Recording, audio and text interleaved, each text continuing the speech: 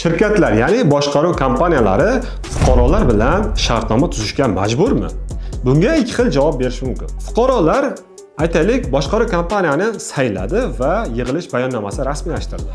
Ushbu yig'ilish bayonnomasida barcha shartlar, ya'ni xizmat ko'rsatilish tartiblari va unga to'lov miqdorlari belgilandi va boshqaruv kompaniya fuqarolarga shartnoma tuzishni taklif qildi.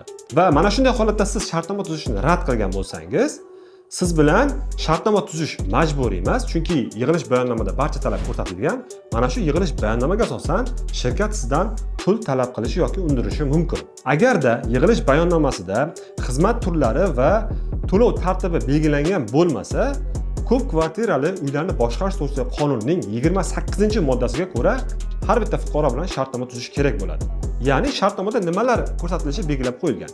Eng asosiy sharti esa boshqaruv kompaniya qanday xizmatlarni amalga oshiradi, ya'ni xizmatlar turlari albatta ko'rsatilishi kerak va mana shu xizmat uchun fuqarolar qancha miqdorda haq to'lashi albatta shartnomada ko'rsatilishi kerak. Demak, shartnoma 1 yildan ko'pi bilan 5 yilgacha tuzilishi belgilab qo'yilgan.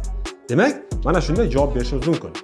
Shirkat boshqaruv kompaniyasi bilan bog'liq videolarni o'tkazib yubormaslik uchun ushbu kanalga obuna bo'lib qo'yishni unutmang.